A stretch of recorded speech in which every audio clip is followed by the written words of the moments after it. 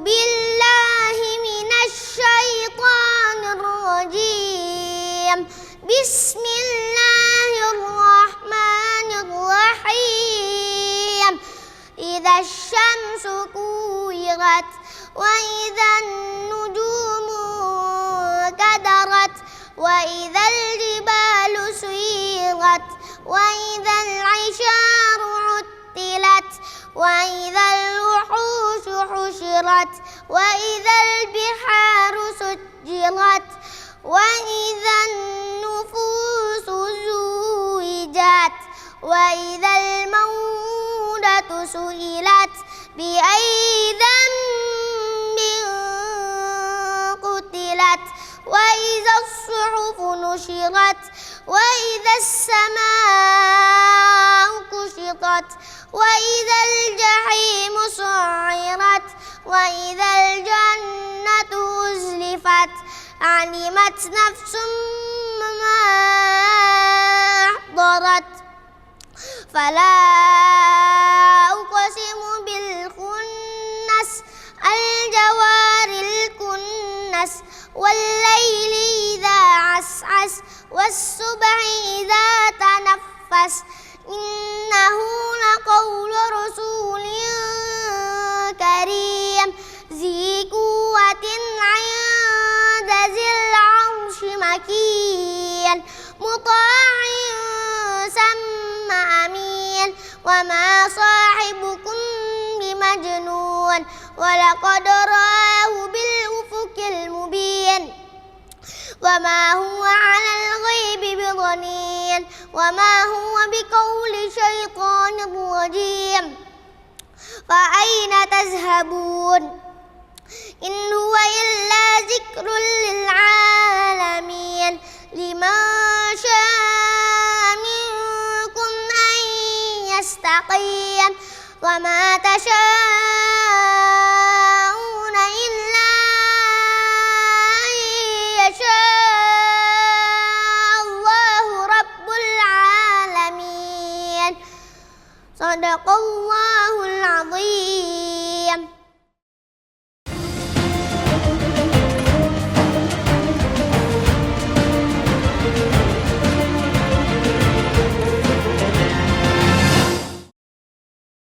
Bismillahirrahmanirrahim. Assalamualaikum warahmatullahi wabarakatuh. Alhamdulillahi wa kafa wassalatu wassalamu ala rasulillahil mustafa wa ala alihi wa sahbihi wa man wafa wa ba'd.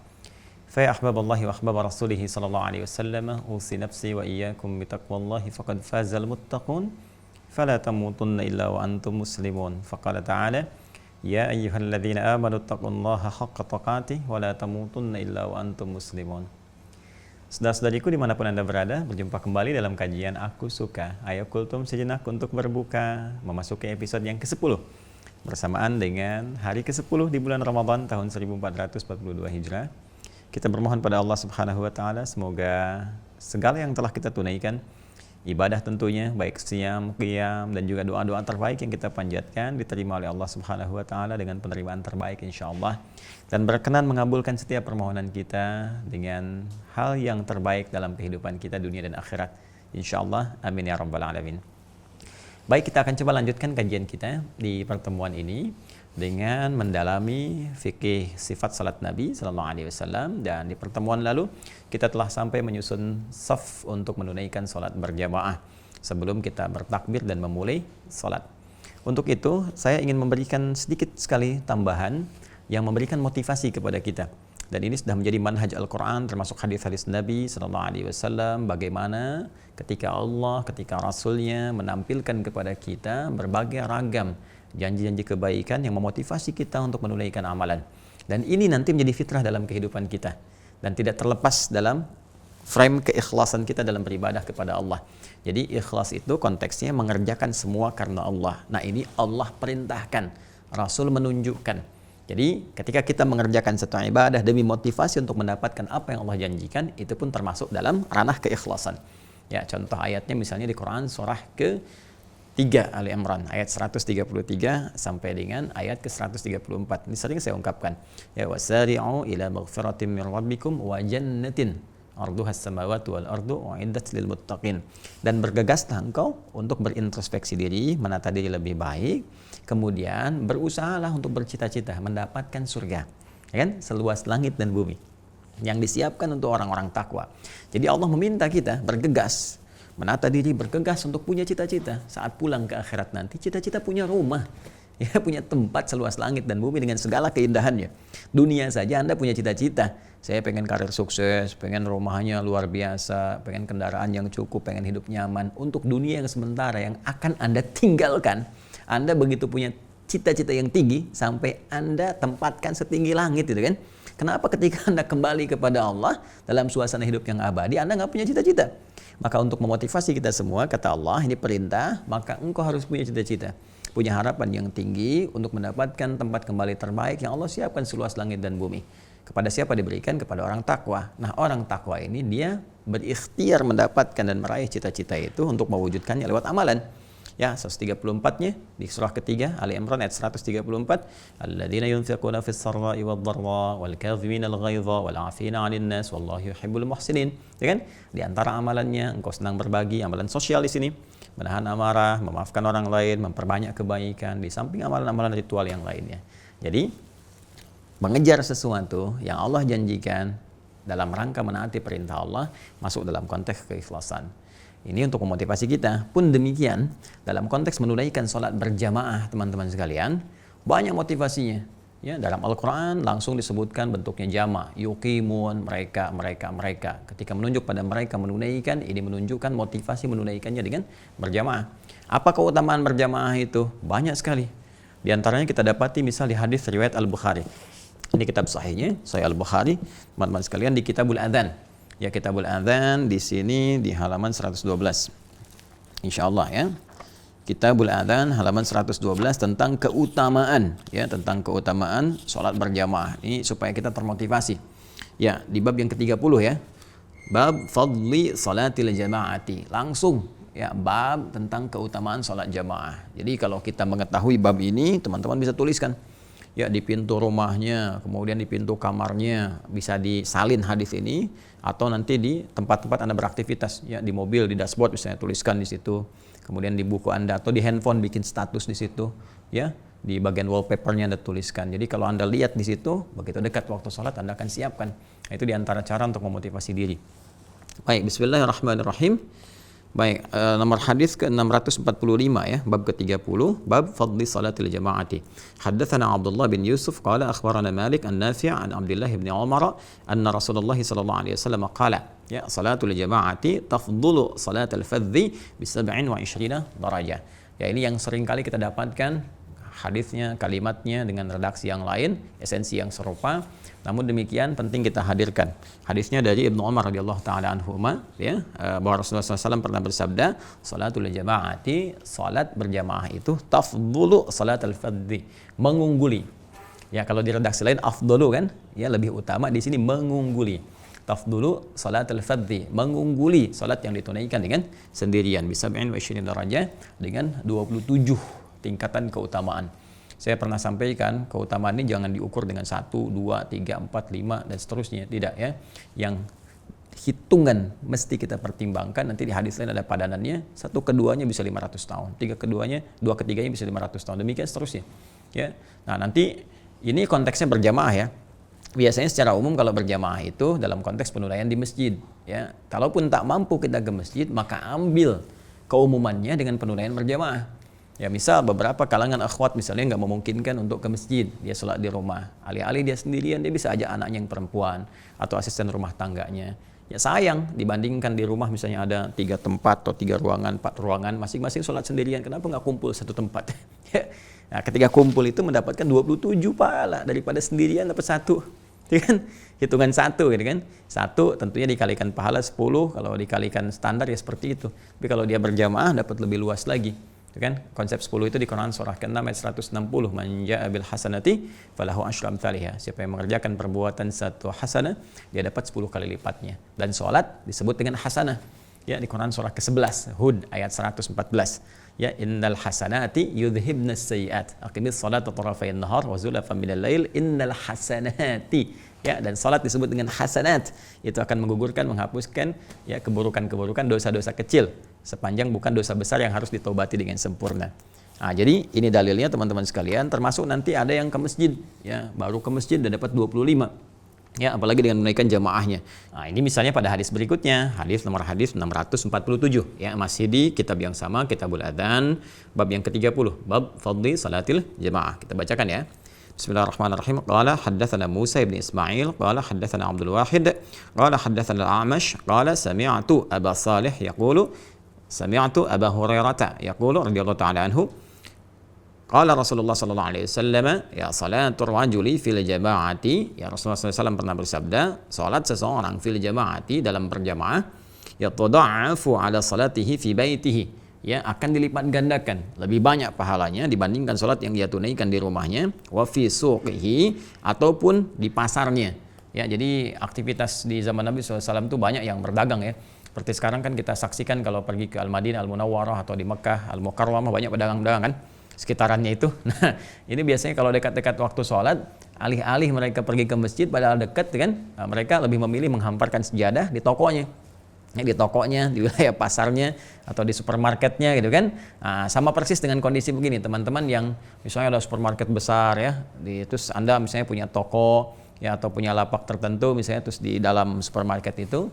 Nah, kan tiba waktu sholat tuh. Ya, kalau Anda bisa menunaikan di masjid, biasanya kan di mall itu ada masjidnya ya, masjid tertentu gitu kan, atau ada musholanya, ya minimal masjidnya lah ada di situ.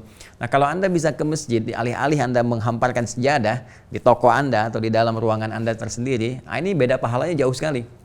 Jauh sekali, padahal mungkin Anda cuma turun satu lantai atau bahkan sampingan dekat ke situ gitu kan. Nah, ini luar biasa gitu apa yang bisa didapatkan. Yuk mari kita lihat. Wa fi suqihi 25 dhi'fa. Ya, pertama dia akan dapat 25 kali lipat dulu. Jadi begitu dia melangkah ya ke masjidnya dan dia tunaikan nanti sholatnya di dalamnya untuk mengikuti jamaah, dia udah dapat 25 kebaikan. Dia udah mendapatkan 25 kebaikan. Jadi lebih dibandingkan dia bertahan sendirian. Wa dzalika annahu idza tawadda'a fa ahsanal wudhu. Dan ini hanya bisa diraih, hati-hati ya. Ini hanya bisa diraih, jadi nggak semua orang yang menunaikan sholat berjamaah ke masjid itu kan, dia mendapatkan langsung 25 kebaikan. Ya, lalu ditambah dengan pahala sholatnya, zikirnya dan sebagainya. Belum tentu dapat tuh. Jika dia memenuhi kualifikasi berikut. Idza tawadda'a fa ahsanal wudhu. Pertama, dia menyempurnakan wudu seperti yang kemarin kita pelajari. Kemudian tsumma kharaja ilal masjid, ya, lalu dia berangkat untuk menunaikannya di masjid. Jadi dapat 25 tadi otomatis ya keutamaannya, ya belum sholatnya ya. Ini belum masuk kepada sholatnya. Jadi baru masuk ke situ, mau gabung jamaah dapat 25 kebaikan. Langsung dapat tuh yang nanti ukurannya seperti yang tadi saya sebutkan. Ya, kemudian nanti belum sholatnya dapat 27 kemudian lagi, belum nanti tambahan zikir dan sebagainya. Nah, ini hanya bisa dia raih apabila dia menyempurnakan wudu, kemudian dia menunaikan di masjid. La yukhrijuhu illa as-shalah. Ya, tidak ada motivasi lain untuk menunaikan ke masjid itu kecuali hanya untuk sholat. Jadi bukan karena ingin janjian dengan teman sambil sholat, sambil kemana di Masjid Al-Ihsan deh kita. Ya udah ketemu di sana deh, nanti sambil sholat zuhur, jadi nyambi tuh sholat tuh jadi sambian. Tujuan utamanya ketemuan, jadi sholatnya cuma 5 menit, ngobrolnya di teras masjid atau bahkan dalam masjid sampai setengah jam misalnya ya. Nah, itu yang dimaksudkan bukan itu ya. Kalau mau misalnya di mana kita ketemuan di masjid, yang utama kita sholat deh, ketemuan gampang, kita sholat aja dulu di sana. Nah, ini betul. Ini yang betul. Jadi motivasi dia memang hanya untuk menunaikan sholat. Lam yakhtu khutwatan illa rufi'at lahu biha darajah. Allahu Akbar, Allahu Akbar, Allahu Akbar. Jadi bukan hanya dia dapat 25 kebaikan tadi, digandakan dari orang yang sholat sendirian. Bukan hanya nanti jaminan ada 27 ya kebaikan saat dia menunaikan sholatnya. Tapi setiap langkah yang ia lakukan demi menuju masjid untuk sholat itu setiap langkahnya dihitung oleh Allah Subhanahu Wa Taala, dicatat oleh malaikat, diperintahkan malaikat mencatat untuk menaikkan derajat dia di sisi Allah Subhanahu Wa Taala. Setiap langkahnya naik 1 derajat, setiap langkah naik 1 derajat. Jadi artinya Allah meningkatkan kemuliaan dia dalam setiap langkahnya. Jadi masjid itu luar biasa teman-teman. Dan biasanya kalau ada pahala begini, ini menunjukkan keistimewaan di balik ibadah itu. Makanya jangan dianggap ringan jamaah itu. Jangan dianggap ringan kita menunaikan sholat di masjid. Dan ada hikmah-hikmah lain yang di masa kini saya kira belum terpraktekkan keseluruhannya.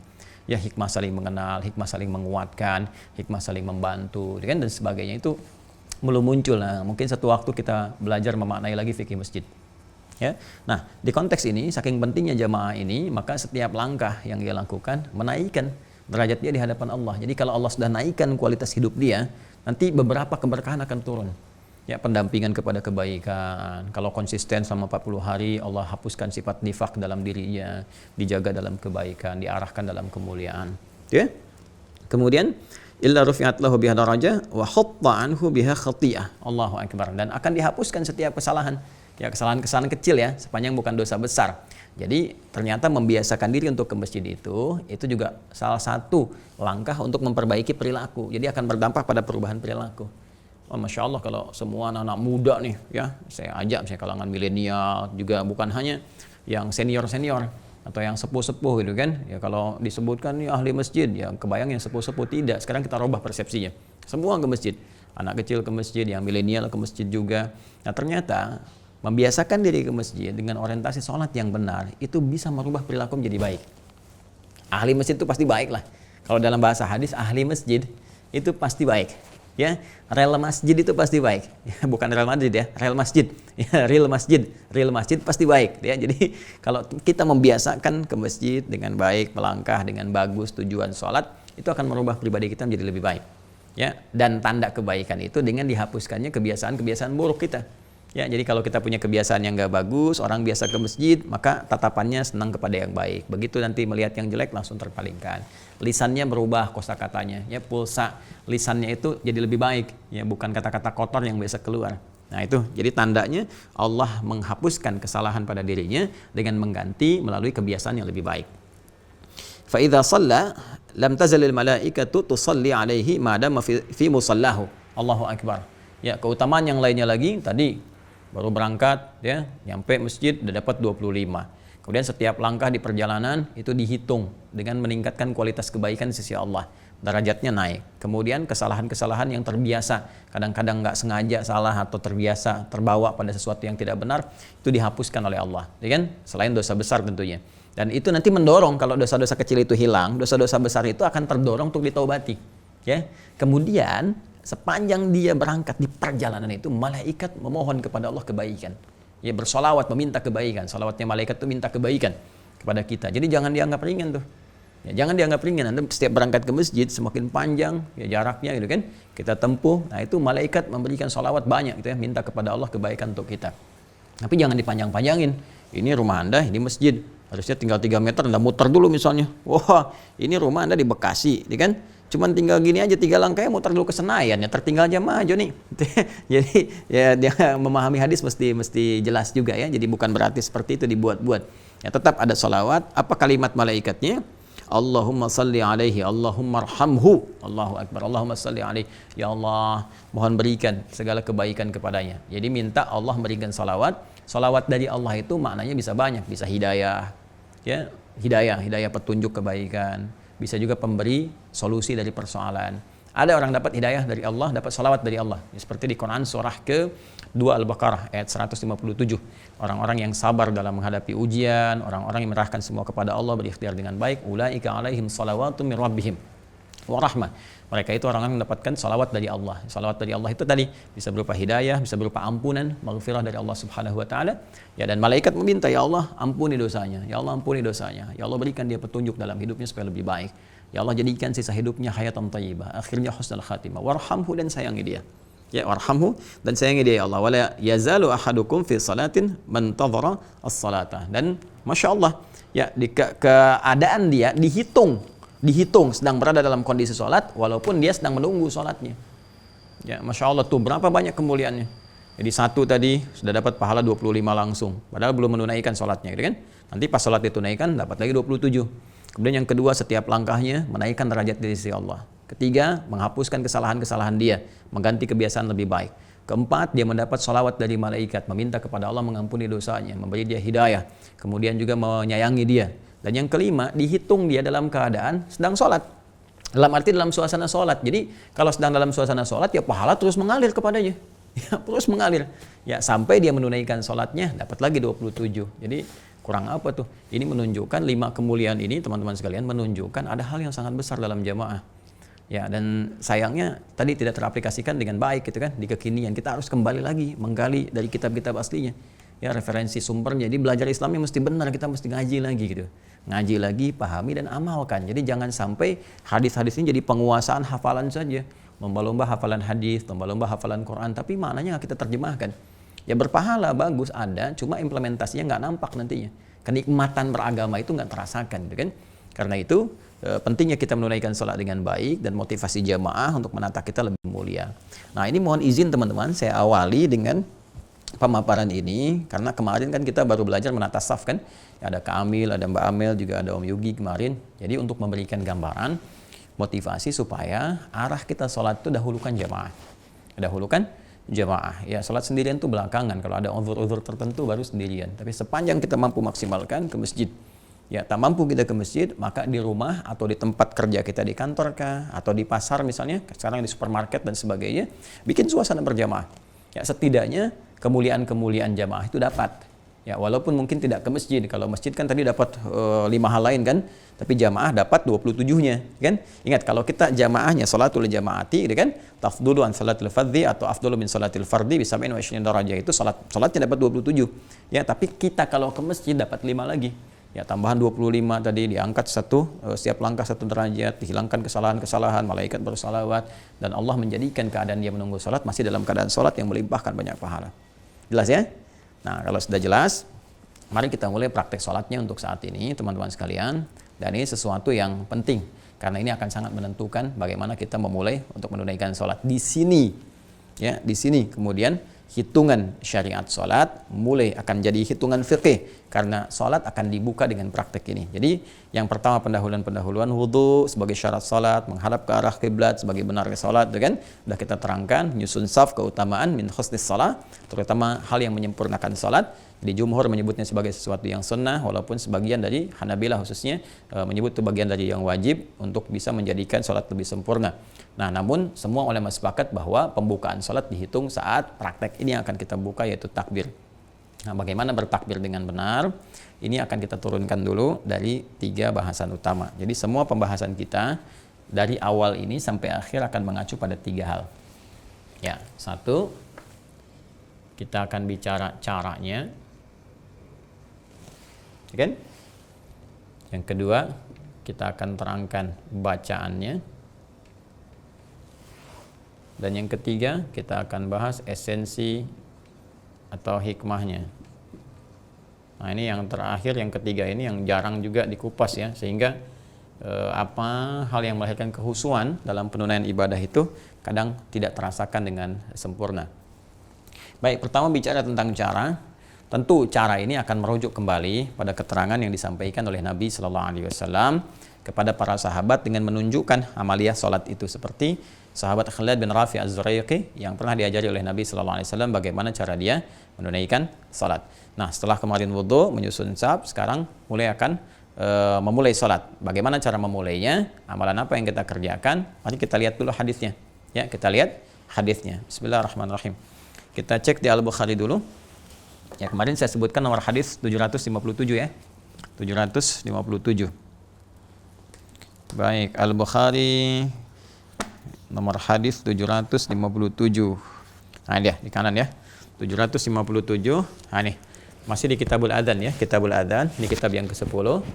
Ya, Kitabul Adzan, babnya tentang bab wujubil qiraah lil imam wal ma'mum fi shalawati kulliha. Ya, fil hadri was safari wa ma yujharu fiha wa ma yukhafat. Ya, bab tentang bacaan imam dan makmum di dalam salat, baik dalam salat yang hadir, mukim ataupun safar, jahar ataupun sir, silent. Jadi masuknya bab qiraah, tapi di sini ada praktek penunaian salat karena dimasukkan dalam konteks ini. Ini fakihnya Imam Al-Bukhari. Karena nanti ada bagian dalam hadis itu bukan pengulangannya di Al-Bukhari itu. Kalau ada di hadis termasuk bab ini, maka Imam Al-Bukhari mengingatkan lagi bahwa ini pun termasuk penguat dari bab dimaksud. Baik, kita bacakan ini ya, 757 ya. Teman-teman sekalian. Bismillahirrahmanirrahim. Qala haddatsana Muhammad bin Bashar, qala haddatsana Yahya bin Ubaidillah, qala haddatsani Sa'id bin Abi Sa'id an abihi an Abi Hurairah. Betul ya rawinya, Abu Hurairah radhiyallahu taala anhu, anna Rasulullah sallallahu alaihi wasallam dakhala al-masjid, bahwa Nabi sallallahu alaihi wasallam memasuki masjid, yaitu Masjid An-Nabawi, ya kan? Fadakhala rajulun, maka masuk pula ya setelah itu seorang lelaki. Ya ingat pakai fa kan? Jadi ketika masuk Nabi sallallahu alaihi wasallam seketika masuk pula seorang lelaki, fasalla, maka lelaki itu kemudian salat. Ya jadi Nabi sudah masuk, Nabi dalam aktivitas, lelaki itu kemudian salat. Ya ini menunjukkan dia salat tahiyatul masjid ya. Menunjukkan dia salat tahiyatul masjid karena dia sendirian salatnya. Atau Allahu alam salat apa yang dia tunaikan, apakah tahiyatul masjid apakah waktu duha dan sebagainya, yang pasti di sini tidak menunjukkan jamaah. Ya, yang pasti dia masuk salat kemudian dia setelah salat itu mendatangi Nabi sallallahu alaihi wasallam. Nah, kalau kita katakan tahiyatul masjid lebih aman karena semua salat yang dilakukan pertama kali di masjid apapun jenisnya itu masuk tahiyatul masjid nama umumnya. Fasallama, maka dia salat kemudian fasallama ala Nabi sallallahu alaihi wasallam, datang kepada Nabi sallallahu alaihi wasallam mengucapkan salam. Ya, faradda waqala, maka Nabi sallallahu alaihi wasallam pun menjawab salamnya. Waqala, kemudian Nabi sallallahu alaihi wasallam bersabda, irji' fa shalli fa innaka lam tusalli, seperti saya sampaikan di awal mula. Ya, kembali lagi kamu salat karena engkau belum salat. Karena engkau belum salat. Faraja'a yusalli kama shalla, maka dia kembali salat seperti tadi dia salat. Ya. Kemudian thumma ja'a fa sallama, lalu datang lagi kepada Nabi sallallahu alaihi wasallam mengucapkan salam. Kemudian thumma ja'a fa sallama ala Nabi sallallahu alaihi wasallam faqala, Nabi sallallahu alaihi wasallam merespon lagi. Ya, kalimat yang sama, irji' shalli fa innaka lam tusalli, kamu balik lagi salat karena kamu belum salat. Jadi persis seperti yang saya sampaikan di awal itu, ya kisah laki ini yang diduga oleh para rawi namanya Khalad bin Rafi Az-Zuraiqi. Thalathan, sampai 3 kali. Ya, sampai 3 kali. Faqala, maka ia kemudian berkata lelaki tadi yaitu Khalad bin Rafi Az-Zuraiqi, "Walladzi ba'atsaka bil haqq." Ya Rasulullah, demi Allah yang telah mengutus engkau dengan segala kebenaran. Ya, ini Masya Allah, jadi sahabat tuh begitu. Jadi ke Nabi itu memang keyakinannya paripurna. Ya nggak ada keraguan gitu. Jadi apapun yang disampaikan Nabi itu yakini, kerjain. Sami'na wa ata'na. Jadi kalimat sami'na wa ata'na itu nggak pakai nawar. Ya nggak harus nawar-nawar. Kenapa begini ya? Kenapa zuhur 4 rakaat ya? Kenapa subuh 2 ya? Ya kenapa warisan begini? Kenapa? Ya itu namanya imannya belum sempurna. Iman tuh yakin. Ya walaupun pada apa yang belum kita pahami, yakin dulu. Ntar hikmah datang. Hikmah itu membimbing akal kita supaya paham. Jadi kalau kita mendahulukan akal pada apa yang seharusnya dipahami oleh hati, gak akan nyambung, ya, gak akan nyambung. Ya jadi di sini penting sekali kita kembalikan lagi teman-teman sekalian. Ini kebiasaan, ini orang awam aja di zaman Nabi itu yakinnya luar biasa. Walladzi ba'atsaka bil haqq. Ya Rasulullah SAW, demi Allah yang telah mengutus engkau dengan segala kebenaran. Keyakinan paripurna di sini. Ma uhsinu ghairah. Ya, saya nggak bisa lebih bagus lagi dari yang saya tadi lakukan. Jadi memang ilmunya segitu. Ya, tapi nggak berhenti di situ. Fa'alimni, maka mohon ajarkan kepada saya gimana yang lebih baik itu. Jadi dia udah yakin pada Nabi dan dia menata diri mau belajar. Ya jadi kalau memang salah, ini hadis juga memahamkan pada kita, kalau salah jangan mempertahankan kesalahan. Ini udah salah diluruskan masih pengen begitu aja. Kalau memang salah. Kecuali kalau yang mau meluruskan itu cuma ya, ingin berdebat misalnya atau sama-sama punya dalil gitu ya, terus menganggap yang paling benar menyalahkan yang lain. Nah, itu hindari yang seperti itu. Menghindari perdebatan. Kalau kita memang benar di sisi itu, walaupun kita benar, Allah hadiahkan melalui lisan Rasulullah ada satu kemuliaan di surga. Allah bangunkan satu istana di pinggiran surga. Kok di pinggir Ustaz? Ya biarin aja John, yang penting dapat istana di surga daripada enggak sama sekali, gitu kan? Nah, jadi motivasi orang banyak-banyak, kadang-kadang ada yang kalau memang ilmunya tinggi kita disampaikan dan kita salah misalnya kan perbaiki dari kita. Tapi kalau perbedaan pendapat ya saling menghormati. Ya tapi kalau menyalahkan yang lebih pintar itu bodoh namanya. Dan merespon orang bodoh itu lebih bodoh lagi, gitu ya. Jadi yang demikian bodoh ini dalam konteks ini kebiasaan-kebiasaan yang harus dirubah. Ya kebiasaan yang harus dirubah. Di perbuatannya kita tidak mencela ke orangnya, tapi perbuatannya yang harus diperbaiki. Jadi jangan sampai bertindak, bersikap yang tidak bagus, jahalah terhadap perbuatan yang jelek, gitu kan? Nah, perbaiki aja yang jelek ini supaya lebih baik lagi. Kemudian faqala, maka Nabi sallallahu alaihi wasallam bersabda, nah ini dia ya. Idza qumta ila shalah, seperti yang saya sampaikan kemarin, kalau kamu ingin menunaikan salat dengan sempurna, nah di sini langsung kepada aplikasi salatnya. Ya, kalau kemarin kita ambil di riwayat Muslim nomor hadis 397, makanya saya padukan di hadis Muslim nomor hadis 397, Al-Bukhari nomor hadis 757. Yang di hadis Muslim membukanya langsung dengan asbighil wudu, yang di sini kemudian membuka langsung dengan pembuka salatnya. Yang di hadis Muslim, idza qumta ila shalah asbighil wudu thumma istaqbilil qiblah. Sempurnakan wudu menghadap ke kiblat, sudah kita bahas ya. Kemudian fakabbir. Ini di Al-Bukhari langsung kepada pembukanya, fakabbir. Fakabbir. Jika engkau ingin mulai menunaikan salat dengan sempurna, maka salat itu dibuka dengan amaliyah ini. Salat dibuka dengan amaliyah ini, dengan praktek ini. Apa prakteknya? Fakabbir. Maka mulailah dengan bertakbir. Nah, jadi pembahasan kita sekarang, teman-teman sekalian, kita akan masuk pada pembahasan bagaimana cara bertakbir. Nah, ini. Ya, bertakbir dengan mengambil redaksi hadis dari Nabi sallallahu alaihi wasallam. Hadis riwayat Al-Bukhari, ini perintahnya. Dalilnya dulu ya, teman-teman sekalian. Nomor hadis 757. Kemudian hadis riwayat Muslim nomor hadis 397, persoalan takbir. Jadi dalil untuk membuka salat dengan takbir, ini dalilnya. Jadi kita pakai dalil dulu, ini dalilnya. Nah, untuk membahas tentang dalil ini, maka 3 aspek ini yang kita uraikan. Bagaimana caranya takbir? Adakah bacaan dalam takbir, apa yang dibaca? Dan apa maknanya bacaan dan gerakan takbir itu? Nah, sehingga ketika kita lakukan, kita lebih bisa maksimal, ya, dan lebih bisa merasakan kenikmatan dalam perbuatan salat kita. Baik, yang pertama langsung masuk ke cara. Ya, kita kembali ke hadis Nabi sallallahu alaihi wasallam, teman-teman sekalian. Kita akan lihat cara bertakbir, kita turunkan. Dalilnya mana? Ya, dalil untuk penunaian bertakbir. Seperti biasa, saya ingin tunjukkan dulu sedikit kalau kita ingin mencari tentang praktikal ibadah, ya, praktikal hal-hal yang terkait dengan fikih khususnya, maka kitab Sunan itu lebih detail dan lebih terukur serta lebih sistematis, karena memang kitab Sunan ini adalah kitab-kitab hadis yang urutannya disusun berdasarkan permasalahan fikih. Ya, maka saya sering mengatakan untuk kita mengambil referensi misalnya Sunan Abu Daud. Ya, ini di Sunan Abu Daud, teman-teman sekalian. Ini salah satu contoh. Sebenarnya ada juga di Sunan An-Nasai misalnya, Sunan Ibnu Majah, tapi ini cukup sistematis ya. Ada kita, Sunan An-Nasai ada, Ibnu Majah juga ada, cuman saya dahulukan yang ini untuk memudahkan pembahasan kita supaya lebih spesifik ya. Nah, ini diantaranya cara bertakbir kita akan temukan di Sunan Abu Daud, nomor hadis 721 ya. Insya Allah saya karena sering juga bahas, jadi masih ada ingat-ingat ya. Bismillahirrahmanirrahim, nomor hadis 721. Kita bisa langsung lihat di sini 721. Nah, ini dia. Nah, ini ya. 721. Nah, ini teman-teman sekalian. Bismillah, kita tunjukkan ini ya. Ya. Di sebelah kiri posisinya sini ya. Nomor hadis yang ke-721, babnya yang ke-118 ya. Nah, jadi kita lihat di sini bab tafri' istiftahis shalah, bab raf'il yadaini fis shalah. Ya, bab tentang mengangkat tangan dalam sholat. Jadi babnya masuk ke mengangkat tangan dalam sholat, tapi di sini akan kita temukan tentang tata cara bertakbir.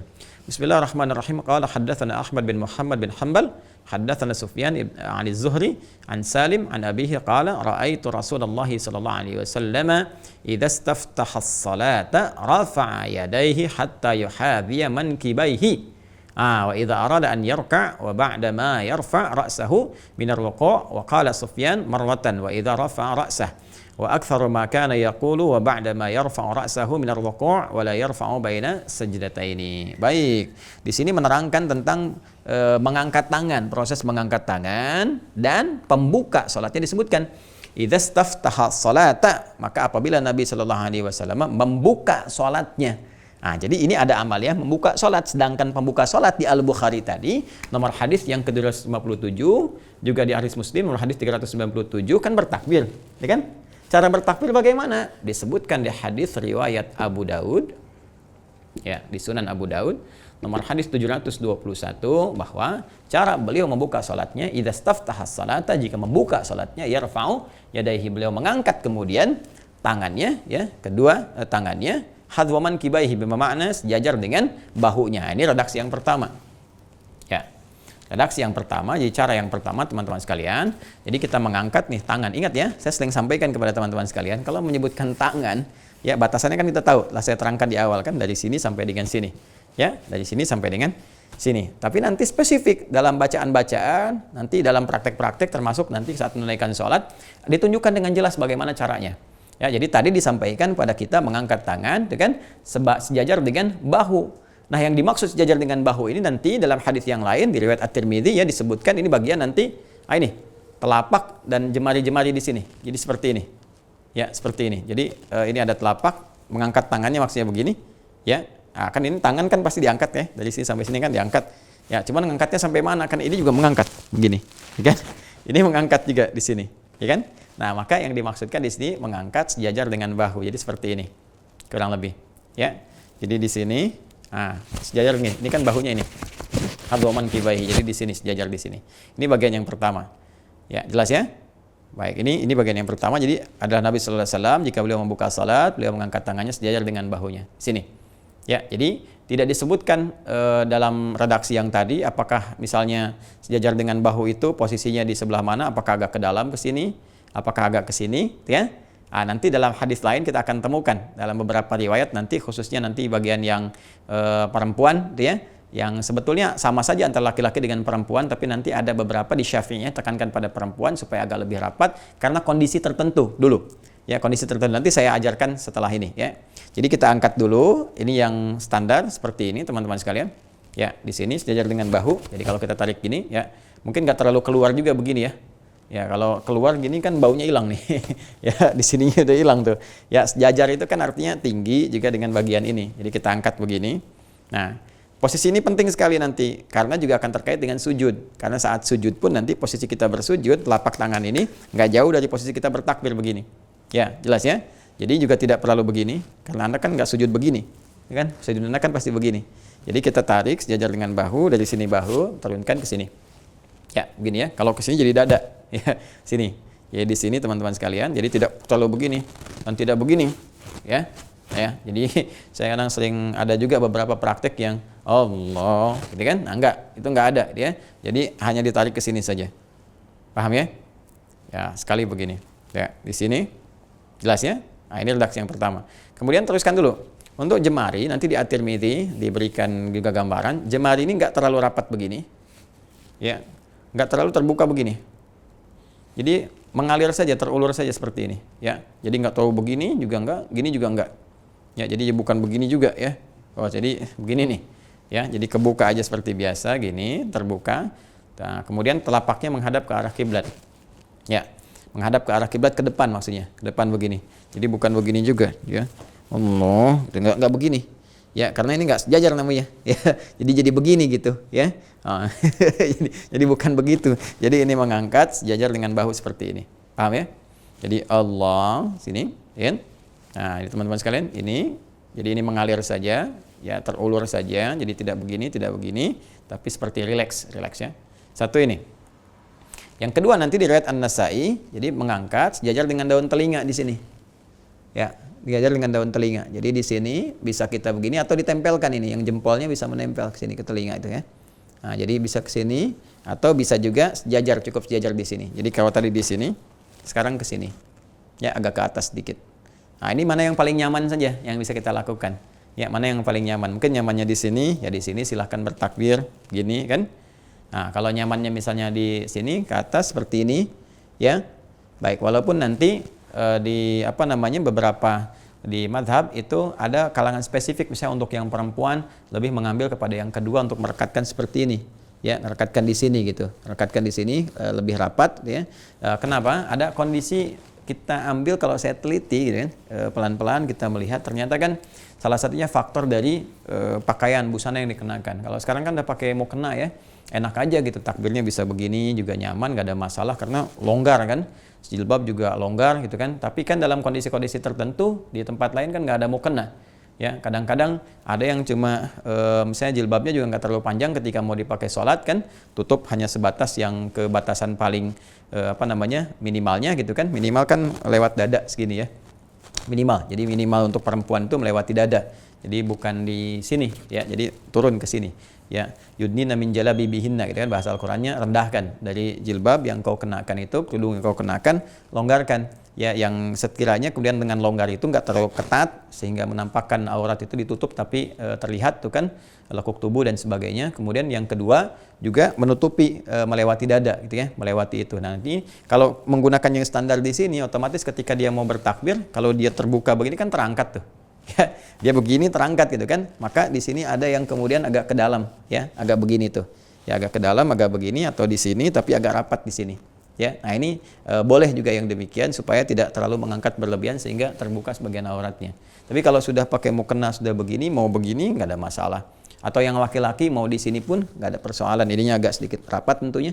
Ya, karena kalau kita begini, ya kalau mau mendekat ke telinga kan agak rapat ya. Kalau tidak kan bisa begini saja. Jadi bisa di sini satu, Bisa di sini 2 sejajar dengan telinga, atau agak merapat ke sini nggak ada masalah.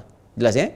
Nah, jadi ini dari 3 cara. 1 hadwa mankibaihi, kemudian udhunaihi dengan sejajar dengan 2 telinganya di sini, ya, atau agak merapatkan ke sini nggak ada masalah. Yang penting mana di antara nyamannya saja. Mana di antara nyamannya. Itu gerakan yang pertama begini. Baik, paham sekarang? Nanti kalau sudah paham, semua referensi disampaikan, praktek juga diuraikan, tinggal sekarang bacaannya apa? Ini. Ya. Maka di Abu Daud nanti diteruskan fayaqulu Allahu Akbar. Maka dengan dia mengangkat tangan itu, dengan dia membuka salatnya itu, fayaqulu, dia mengucapkan Allahu Akbar. Allahu Akbar. Nah ini ya. Jadi ini yang diucapkan. Dan gak usah ngarang-ngarang ya, nama Allah kan banyak, Asmaul Husna banyak. Ya kenapa enggak Allahul Azim, Allahur Rahman, Allahul Karim? Tidak.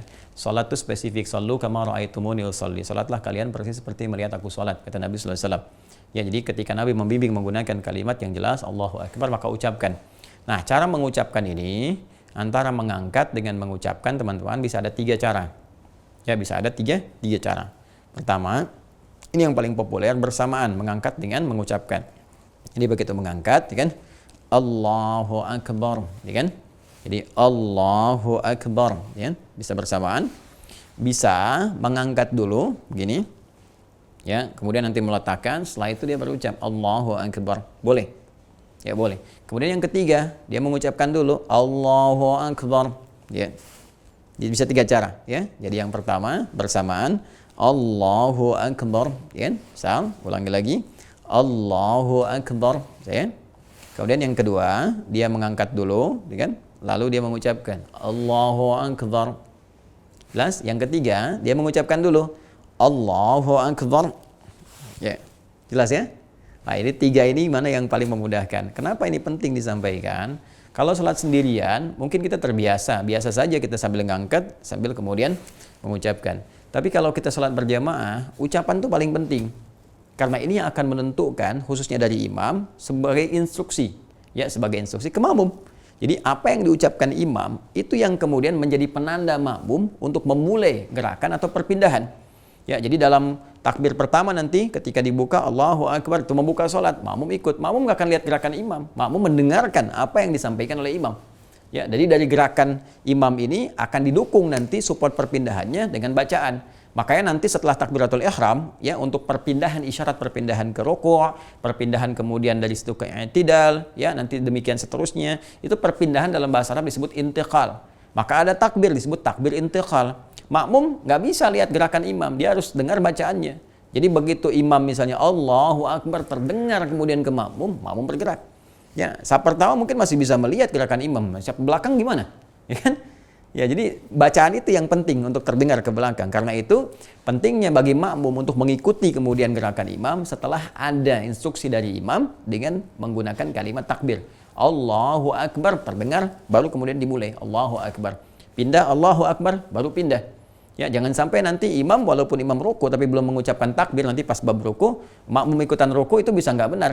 Ya, makanya kenapa pentingnya kadang-kadang ada 3 tadi hal, karena begini, bisa saja misalnya imamnya agak lemah, atau misalnya sudah sepuh, makmum di belakang masih muda, maka kalau dia misalnya bersamaan Allahu Akbar, dianya belum ruku, di belakang udah ruku duluan saking semangatnya.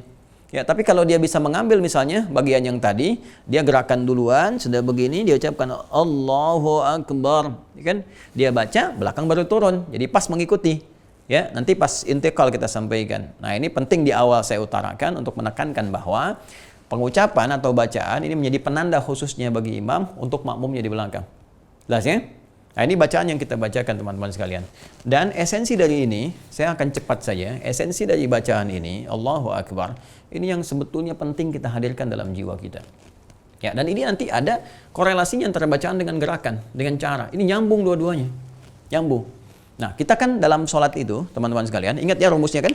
Rumusnya ingat betul bahwa saat kita memulai sholat, masih ingat cara khusyuk dalam sholat? Di awal saya terangkan, kan? Kita merasakan akan menghadap kepada Allah. Mungkin sholat yang terakhir yang kita lakukan. Pakaian kita kenakan yang terbaik yang bisa kita lakukan. Wudhu yang sempurna. Kita taubat kepada Allah. Kan? Lalu tiba kemudian kita menghadap Allah. Kita hadirkan perasaan kita menghadap. Kan? kita sedang menghadap dengan baik kepada zat yang menciptakan kita, kepada Tuhan kita, Rabb kita, Masya Allah, la ilaha illa huwa, Allahu ahad, Allahu samad. Lalu ketika kita kemudian bertakbir, kita mengucapkan Allahu Akbar, itu teman-teman sekalian diucapkan oleh lisan. Ini rumusnya. Ingat, Quran Surah 29 ayat 45, baca, pahami, amalkan.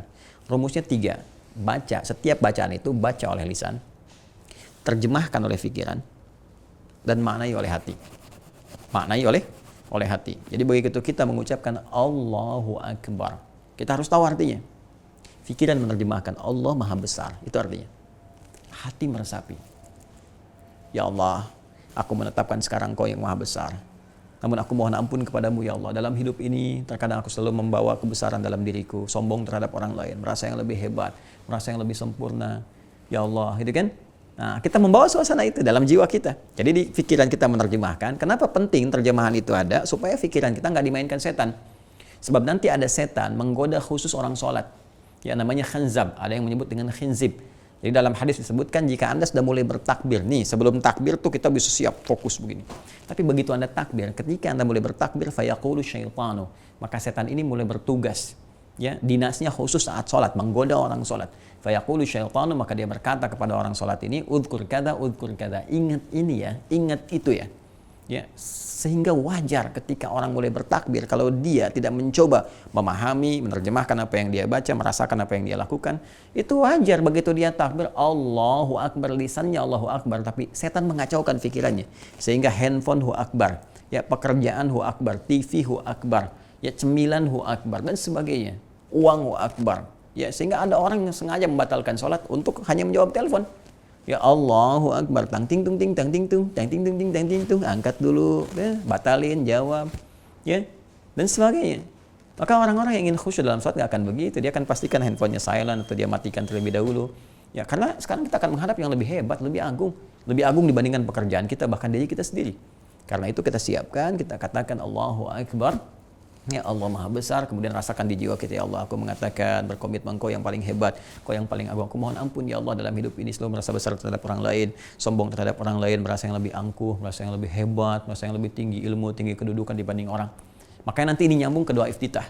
Ketika ini sudah mulai hadir, kita merasa banyak salah, kita bertobat dengan mengatakan Allahumma ba'id, ya, atau nanti yang wajah tu dan seterusnya. Nanti kita akan bahas ke sana.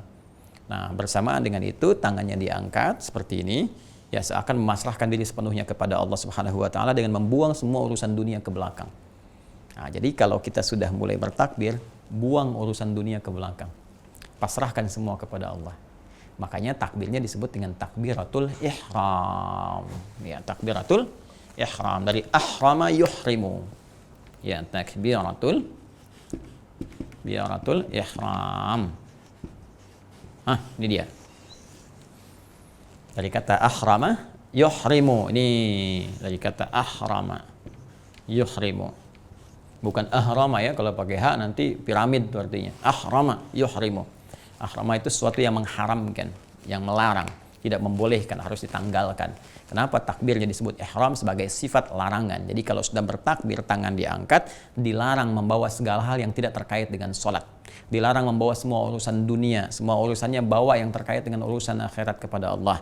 Kalaupun mau bawa di dalam konteks dunia, bawa dalam konteks penghambaan kita kepada Allah untuk bermohon, ya, untuk berdoa dan sebagainya. Jadi buang urusan-urusan yang nggak penting yang tidak terkait dengan sholat ke belakang, tanggalkan, dilarang dibawa dalam sholat. Ini maknanya. Makanya tangan kita bergerak begini, pasrah kepada Allah, buang semua urusan yang nggak terkait dengan sholat ke belakang, haram dibawa dalam sholat, ya. Maka ihram, takbir yang mengharamkan segala yang tidak terkait dengan sholat, semua aktivitas tinggalkan, tanggalkan, dan fokuskan diri kita khusyuk kepada Allah Subhanahu wa taala. Jelas ya? Nah, pertanyaannya, apakah dengan kita mengangkat begini otomatis langsung kemudian seorang bisa khusyuk? Setelah mengangkat ini, apakah tangan di sini aja sampai selesai? Atau diturunkan, disimpan? Kalau nyimpan bagaimana? Di mana disimpannya? Apakah di sini, ataukah di sini, atau di sini? Apakah begini, atau begini, atau begini, atau begini? Kan? Nah, mana di antara itu yang dibenarkan sesuai petunjuk dengan hadis-hadis Nabi dan petunjuk Rasulullah SAW? Insya Allah kita akan bahas di pertemuan yang berikutnya, di edisi yang ke-11. Masya Allah, nggak terasa ya, sudah 10 hari.